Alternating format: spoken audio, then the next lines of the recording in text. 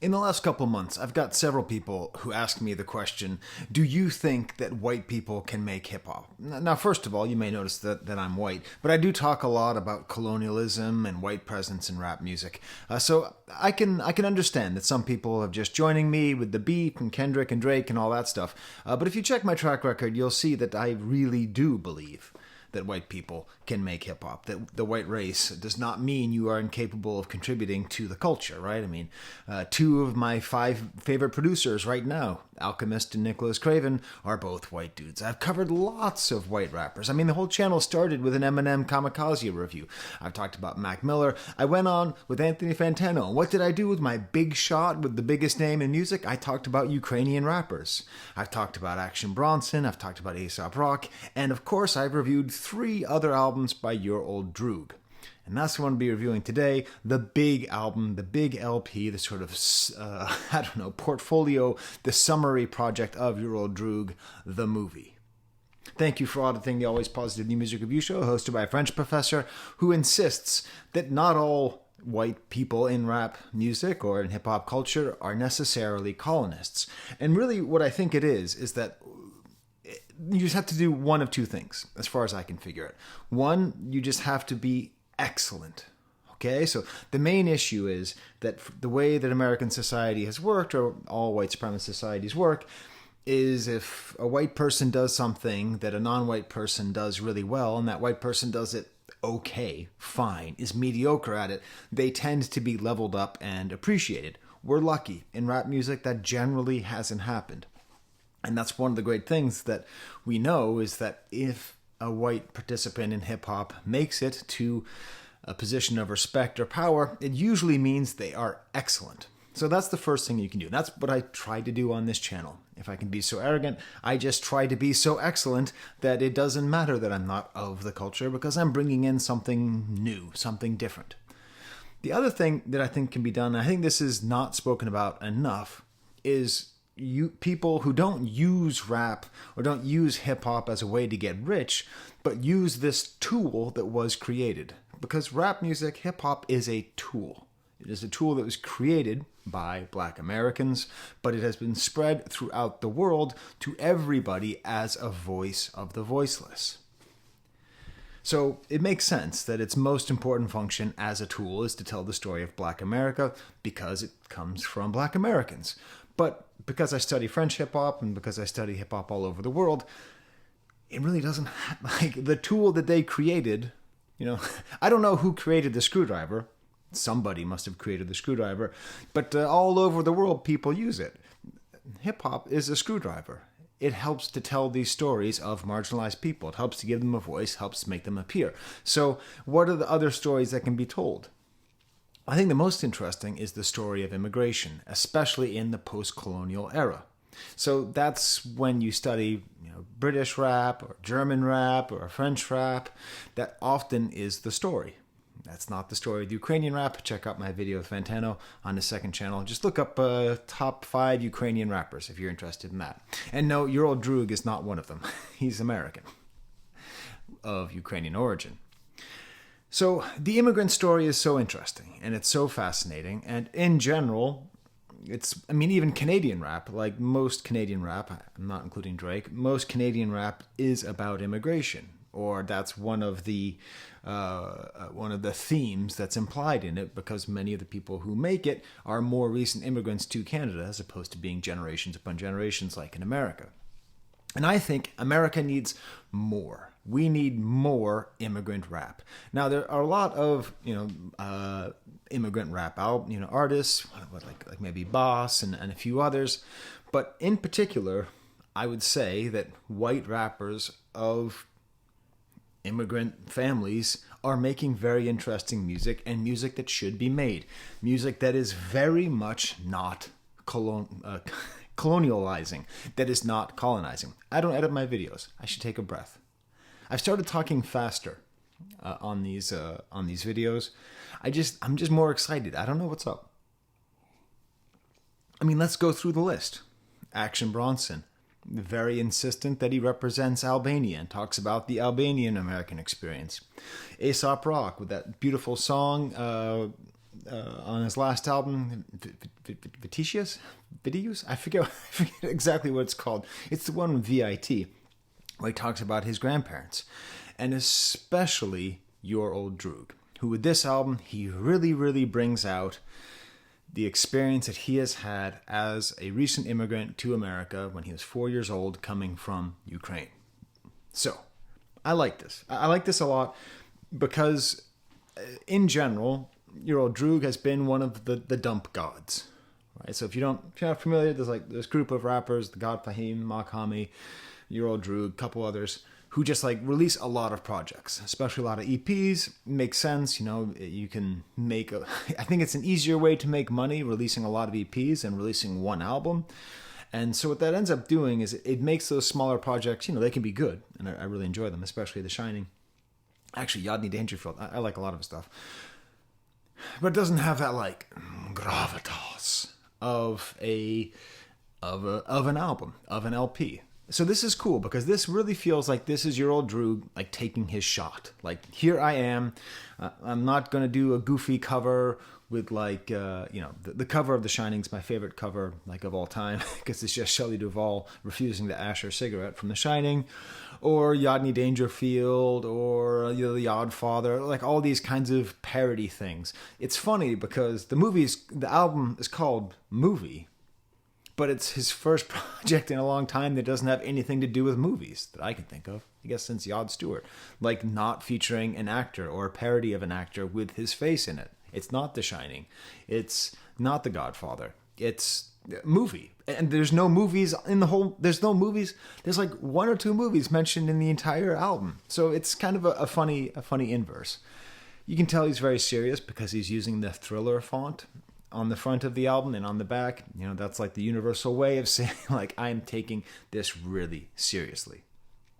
So, going back to my initial premise about white creators in hip-hop not being colonizers, how do they do it? Excellence and telling a story that needs to be told, or being the voice of the voiceless. That's what your Old Droog does. Both of those things constantly. Excellence... He just has this way. First of all, his rhyming skills are excellent, especially multisyllabic rhymes. But also, he just has these... he has references that are so obscure, they're punchlines. And I call those what lines, because he'll just make references and you just go, what? Now, I usually don't go, what? Because I kind of follow those references. I think a lot of those references are interesting because he very clearly moves in a lot of white spaces in addition to being in rap music, which is generally a black space. So he'll make reference to like Don Henley, things like that, where, most rappers probably don't make references to Don Henley. Some of them may. I'm not saying none, but most wouldn't. So he has these excellent punchlines, and I call those the what. But there's also the who. Not the band The Who. I'm going to guess that your Old Droog could name all 4 members of The Who. I don't know. He's watched some of my videos in the past. You tell me in the comments, your Old Droog, do you know all 4 members of The Who? My son used to call the bass player John Whistle. He forgot the end part. It's very cute. But The Who, what I mean is like, who is he? And that's what makes this album so fascinating, is he is actually getting at his life. It's not just punchlines. It's like, what is it like to be your Old Droog? What is his life story? Where is he coming from? What things has he had to fight against? What are his internal struggles? What are his external struggles? It's like a real deal album. And I'm going to go through it. And I'm just going to sort of go around from the what to the who are you, right? Going between those things. Okay? Basically, every song fits into one of those categories, except for one song. There's one song I do not like on this album. I mean, it's good, but I don't like the theme of one of the songs. But that's not the first song. Success and Power, produced by Just Blaze. Man, I miss Just Blaze. Cool kind of 70s detective beat. I happen to be like watching... so if you don't know, I watch movies on mute while I listen to albums, and I try to have them match up. So the movie Death Wish, I picked that because I'd never seen it before. It seems to me like your Old Droog has probably seen most of Dino De Laurentiis's movies that he produced. And so anyway, so I just kind of associate this with Charles Bronson in a Speedo in Hawaii.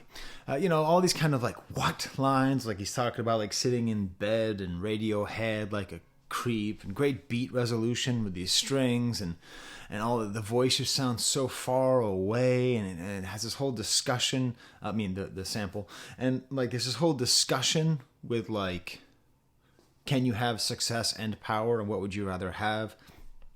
And then he has one of these what lines where he says he wants to sell out MSG more than Chinese food recipes. And I am here to tell you, this is a sponsored video. It's brought to you by MSG. Okay? I'm famously against drugs on this channel. Never done weed. Never done any kind of wacky tobacco. Never tripped balls. Never tripped ovaries. I haven't done any of that stuff. Okay? But I believe in MSG. Okay? If you don't know, MSG, you can go to a supermarket. You can go to a supermarket and just buy it. It is a great ingredient. The reason that we don't eat MSG in America is because of some racism.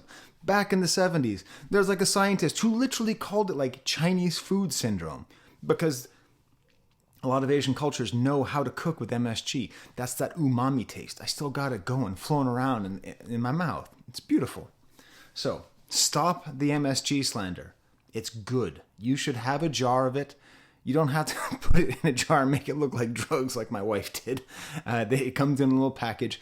Monosodium glutamate, the backbone of umami.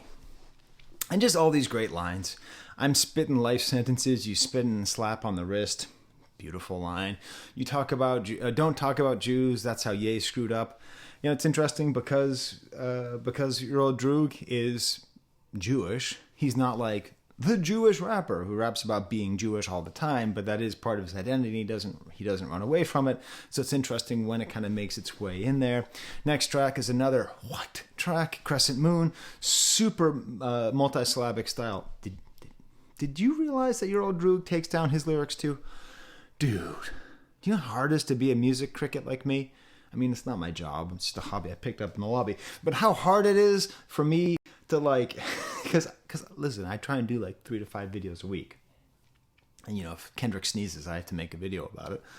But like, I want to quote this whole opening verse of all these great multisyllabic rhymes, but I just didn't have the time to type them all out.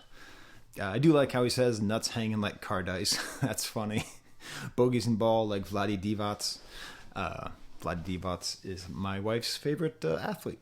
She grew up in Yugoslavia and we watched Vlade Divac play basketball. And then also he quotes Jay-Z. He says, we don't pay the tolls, we use easy passes. And I have to tell you, I live in New York State now, but I grew up in Massachusetts. And I used to listen to this line off of Volume 2 by Jay-Z. Is it off of Money Ain't a Thing? I think it is. It's just, we don't stop at the tolls, we got easy passes. Every time I've used an easy pass, we're talking hundreds of times my entire life now, 'cause I live in New York State, and I use easy pass every single time I use it. I say, we don't stop at the tolls, we use easy passes. That was the same time where it's like, I've been spending hundreds since they had small faces. I had still never seen a large-faced 100 at that point. Great beat on here, this organ, this kind of farting horn. It sort of reminds me of the beat on Year One or Year Zero, whatever the Billy Woods off of Maps with Danny Brown is, that kind of like feeling. It says he's got the jersey hanging off the rafters like Eddie Vedder. Come on, you see, that's the thing. That's the other thing about being a white person in the hip hop space. Just own it.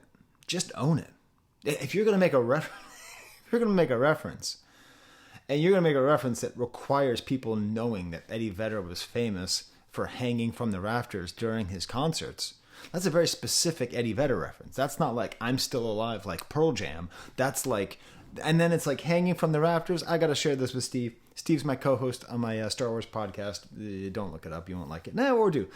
He's also a Patreon here. We're eventually going to do a review of that new Pearl Jam album. And then we get to the first who. Who are you? Who am I? How Do You Do It, produced by Harry Fraud. Another great example of a white person in hip-hop space who, through their excellence, earns their space. You know what I'm saying?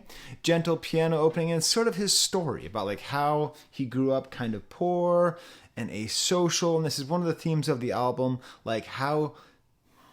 Okay, I'm putting it all together. The first song talks about Radiohead and creep, and like he feels like a creep. And this is the thing. I relate to this. I felt like a creep in high school. I felt asocial. It's basically a song for neuroatypical people who are like, how do you do it? How do you human? How do you walk around and say hello? How do you say hello to a girl? That was mainly my question in high school. So it's a great song of longing. And I love it because it's vulnerable, because it's not like, you know, I'm trying to be super badass. It's great. Then we get to the next song. I Think I Love Her. I don't know. Maybe this is neither a what nor a who. It's just kind of a fun story. There's sort of another theme of kind of love songs on here, sort of failed love songs. And is this one produced by Madlib? I forget. Two of the songs are produced by Madlib. Now I've just lost my notes. You can tell me in the comments if you want. Very cool kind of harpsichord. It's about like chasing off someone. He makes reference to steel cut oatmeal. That's awesome. And then the punchline to the whole thing is the woman doesn't exist. It's just someone he saw in a magazine. So it kind of ties into that last song. You know, if you're a loser, your Old Droog is the man for you to listen to. Because he's awesome and he's... I'm sorry. If you're a loser, check out your Old Droog. You dick. All right? There you go. There's my promo. I don't know what record label he's on, but you can use that all you want. He's able to because he's in a great place, and obviously he's this great artist and everyone loves him. When he tells stories about himself being a loser, it's very affable. It's very likable. Like if I were to tell you the story about when I went to the dance in 6th grade with Joey, and I went there and like I was trying to like get on a date with a girl and before, a dance with a girl, and then I got pushed over by a kid named Fubba, and everyone laughed at me. They like pushed me over on the floor like straight Carrie style. And then during Stairway to Heaven, I asked a girl. I said, "Hey, you know, it's always the last song of the dance back in the day." I said, "Hey, would you like to dance?" And she was all alone. I walked up to her and I thought she was just like, you know, she wasn't that pretty, she wasn't that popular. I just thought, you know, I'm just gonna take my shot, man. Just gotta take my shot. She looked at me and she said, "With you? No." It's all right. So yeah, I tell you a story like that. Professor Skye is for losers. All right. And he says, I'm not going to do a third hook. I think he sort of gives up on the song because he knows maybe it's not worthy of the rest of the project. Then we get to the next song, Mantra. Oh my God. Another Harry Fraud beat. Beautiful song. Another immigrant story. Starts off with sounds, I think it's the airport in probably Kiev. Kiev? I think it's Kiev. Anyways, I can hear them say the word chetri, because that means four. Slavic languages. If you don't know, my wife is Slavic.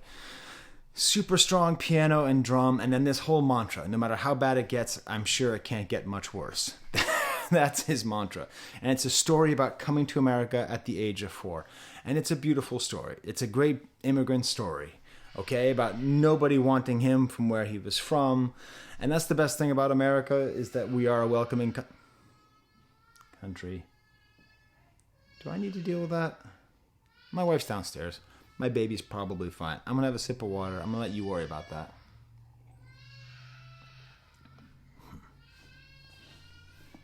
Well, I can't stop the video now. I don't have that much time to record. I'm going to keep going.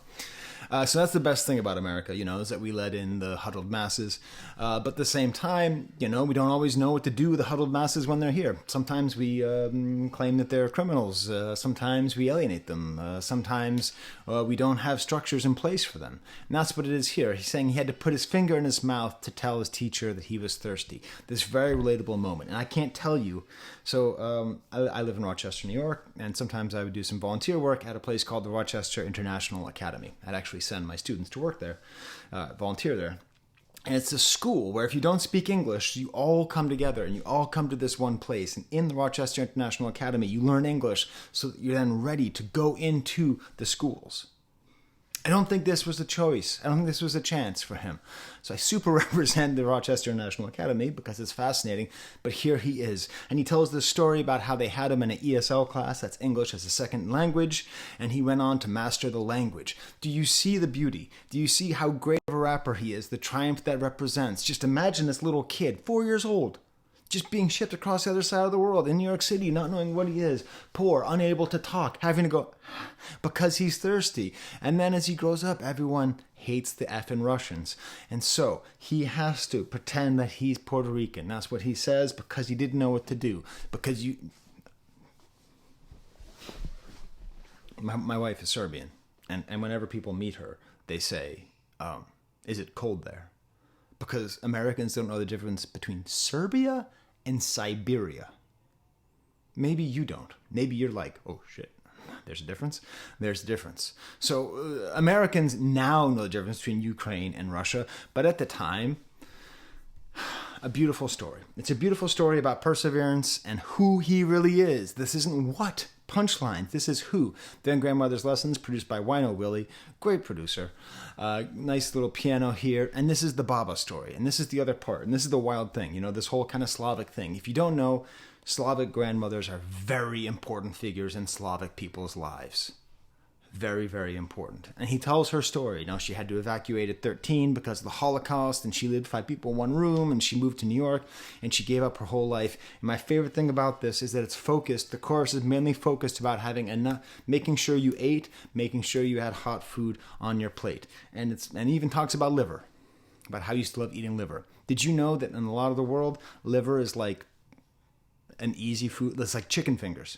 It's like chicken fingers for kids. Like you just assume, like you go into a restaurant like Hungary, or I assume Ukraine or Serbia, and you see like a 5-year-old kid and you're like, oh, they might be picky. You serve them liver, all right? This is just really true stuff, and even ties it into, and so like, I maybe told this joke on the channel before, but it's one of my favorite jokes. It's about one of these babas, again, a Slavic grandmother, and her grandson comes and says, I got bad news for you. And the grandmother says, oh no, what is it? And he's like, well, I just, you know, I'm into drugs. I'm into drugs, Grandma, and I've done some bad things. I'm probably going to be going to jail next year, and I'm in a lot of debt, and I just don't know if I'm going to make it. And I might have even killed a man. I just don't know. And the grandmother says, oh, good. I thought you were going to say you were hungry. It's a funny joke. The other one is Chuck Norris convinced his grandmother that he's not hungry. That's another joke like that. But it's important because when you come from a place where food is in high demand, where starvation is a real probability, where food insecurity is a real probability, this is the thing that the grandmothers can do. All right? You may notice, go back to early videos, 2018. I'm like 10, 15 pounds skinnier. My wife does not like me skinnier than this. I'm probably only going to get fatter. Not fatter, just more eating. Because, like, you know, you can't be skinny. You can't be skinny. That means you're not being taken care of. It's all cultural. It's all in the stuff. Then we get back to a what moment with Mercury Thermometer, produced by Conductor Williams. Beautiful opening here. Every verse slaps. Worst raps doing better than your baby mama's thirst traps. Facts. Bob Dylan without the harmonica and with a hard moniker? Did he just rhyme harmonica and hard moniker? Is that not my favorite mosaic rhyme, which is where you... Okay. This is a multisyllabic mosaic rhyme. Mosaic rhyme is where you rhyme one word with multiple words. Best example, escargot, my cargo. Biggie, right? But harmonica is one word. Moniker is like a word, is like a pen name. Hard moniker? Y'all just some cops, some hall monitors? Had them shook like mercury thermometers? Come on. Go ahead. Write better rhymes. And then he said I had him like Khaled. Yad did. Very funny. More stuff about being antisocial. He shouts out Don Henley, listen, no one's perfect, okay? No one's perfect. The feeling after the fun is gone, after the boys of summer are gone. I think if I ever met Don Henley, I'd just kick him in the nuts. I know. I'd get arrested, be assault. He's an old man, but that guy has imposed some things on my ears. Imposed. And he talks about charisma. It's so funny because he's like talking about his lack of charisma. He says, you know who had charisma? Hitler. It's true. It's true. I mean, Tupac also had charisma. A lot of good people had charisma too. And then we get to my least favorite song on the album, What Else by Cartoon Beats. I do like the slight quote of Biggie, your time on the top was short like Hezbollah. Political.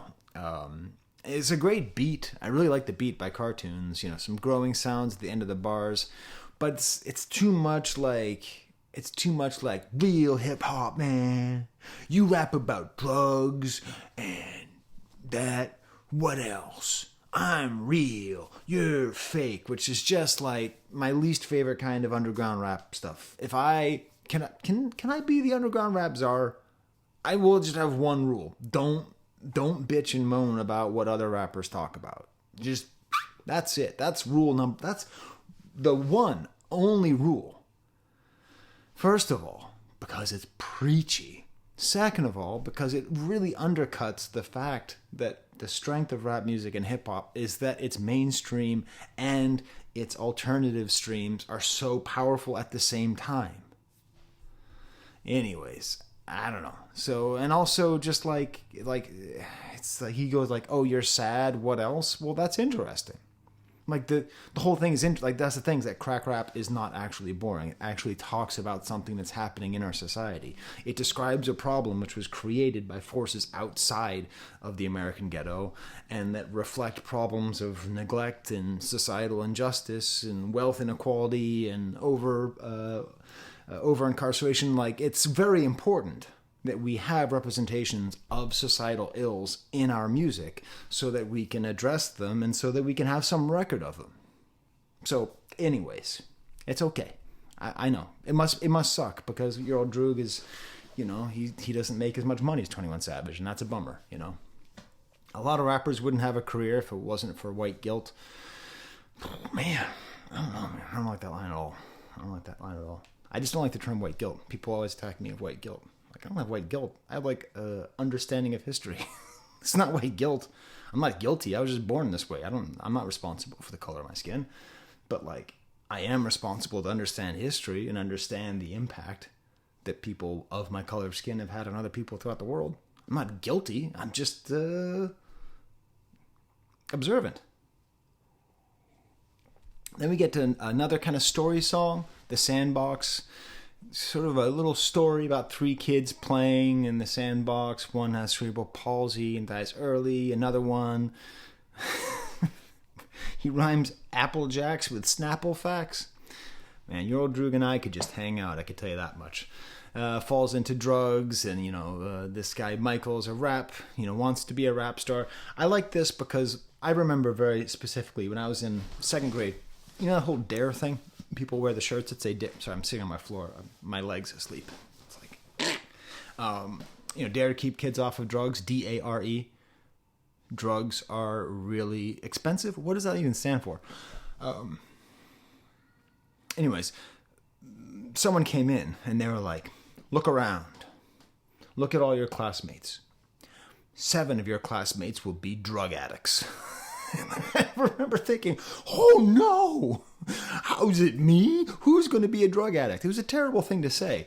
But by the time I was a senior in high school, I was like, oh, you know, actually that number might have been kind of low. Then we get to an interview where it's like, just the interviews I'm not a big fan of either because he just comes across as a little bit too arrogant. Like, you know, who do you want to work with? No one. And then we get to another great What song, 3 Milli, Growing Horns, I'm the rap Clark Gable. Your career is Greg Oden. That's a great line. You remember Greg Oden? He was like drafted the same year as maybe Kevin Durant. I don't know. And he also makes a reference to the TV show Dinosaurs. My leg is so asleep right now, it is unbelievably uncomfortable. Then we get to a great Woo song. Who song. Yachty Dotty. Cool flute, faraway beat. And this is on this theme of being antisocial and not wanting to party and just keeping to himself. that this is a song for everyone who checks emails in the club. I have in my head like a little list of like great songs about not liking being in the club. Obviously, How Soon Is Now by the Smiths is the number one song. Everything flows from their antisocial songs, which is great, because then we get to the interview 2, where he talks about being the hero of antisocial people. I'm turning into CJ the X here, because I keep on trying to change my position so that I'm not, like, super uncomfortable. Okay. All right. I'll do this. Do you ever watch CJ the X? Oh, they're really good. Sorry. Yeah, so the interview 2, you know, it's kind of egotistical because it's like, why do girls like you so much? He's like, girls like me so much. I don't know. And then we get to the song A Damn Shame, where he calls himself the rap John Cusack. Kind of faraway beats with flutes, breaks into a sweet chorus. It's like a one who got away. Now, I like this because it's sort of like a companion piece to that previous song about like the girl that got away. And it's a nice soul sample. And just this line, you gave me everything I ever wanted, but I don't want it, or I didn't want it. That's beautiful, because that's what often happens in relationships. I'm sitting like a catcher right now. Okay. Carlton Fisk. This one is DBZ. This is mainly a what song. It's kind of bragging because it's like produced by Madlib and features Method Man and Denzel Curry. It's not quite the sum of its parts because those are some 4 really good parts. But I really like this Nobody Cares soul sample. It talks about feeling like Prince, and you know they're and Method Man comes on. He's trying super hard and it's great. And this little Frank Zappa sample, all about how musicians are like the scum of the earth and no one cares. And that matches the Madlib sample as well. Denzel tries super hard. I don't know. Denzel might have the best verse on this song. I don't know. 5 rings on my hand, Miyamoto Musashi, working to get bigger than who started Degrassi. You know, by the will and grace of God, I'm going to do it all. Wahali, there's always adversaries willing to stop me. It's great. Then Roll Out, produced by Harry Fraud, gentle guitar, another kind of story. It's about not needing to prove that he's not a pussy. And I think this is a super important thing, that I've got better things to do than prove to a stranger that I ain't no pussy. If I can tell anything, if you're a man out there, just be totally comfortable with other dudes thinking you're weak. It's just no problem. Just whatever, man. Like, just forget it. Who cares? Who cares about other dudes? Just ignore them. Cool double saxophone song here. Then the album ends with the song Movie. Super busy beat, really wild beat here. Just this word movie over and over again. Loud voices all together. Keep it going like Stevie Ray Vaughan at Montreux. Oh, you know what I'm saying? Stevie Ray Vaughan. Now that's an obscure reference. That's an obscure reference. I don't think I can do the CJ the X thing. You know, Stevie, because they edit, so it makes it easier to roll all over the place. Stevie Ray Vaughan, great guitar player, dude from Texas, and he has a famous concert where he played the Montreux Jazz Festival, and he played for a super long time. And then my favorite, okay, remember how I gave you the MSG reference? He says guacamole with the extra cilantro. In the town where I work, there used to be a restaurant called Burrito Fresco. And I was going through my divorce. And when you're going through a divorce, you spend a lot less time with your kids. Fortunately, I have full custody now, so that's all good. But at the time, it was like 50-50. So that meant I had like some time to kill. So I'd go to Burrito Fresco in the town where I worked. It doesn't exist anymore. And I used to ask for extra cilantro on my burrito. I asked for it so consistently that they put a button on their register that just said extra cilantro. They put a button on their register for me because that's how much I mess with cilantro. And one of my students worked there, and she would take pictures of me and post them on Snapchat and Instagram. Not good. Not great. Life is like a movie. It's a fascinating concept. I'm not sure if life is like a movie. I'm not sure I'm a fan of that concept because life is like life. But that's my problem. I live life like a movie. I think of life in very romantic terms like that as well. And I certainly love the idea that just because your life is fucked up doesn't mean it's got to end that way. That's very true, and that's what a lot of this album's about. It's about like overcoming this sense of drama. It's inspirational. It's moving. And then the final track is another Madlib track with Yassine Bey, which is great, but like it just doesn't belong here. It doesn't fit. Like the album ended, we had nice resolution, And we have a very cool Yassine Bey sort of like, you know, intelligent word salad style beat. You know, bank account. Your bank account's like Karen Carpenter. My bank account looks like that one member of Mamas and the Papas. I like this because obviously your Old Droog knows Mama Cass. Make your own kind of music. But he's just using this for the rhyme. Anyways, stop fronting your Old Droog. You know the name. You probably know the name of all the members of Mamas and the Papas. But don't tell me that in the comments. All right, cool. So that's my video. Really enjoyed this album. I really enjoy your Old Droog. These are my Patreons. I'll probably end up buying. I don't think I own any your Old Droog. Lucas Fenton asked for a special shout out, so he just got one. That was that happening. So thank you to all these people. I'll do that a little bit slower, a little bit there for you. All right. My leg is not in as much pain as it was previously. And I'm just going to go snort some MSG. All right, until next time, there's the camera.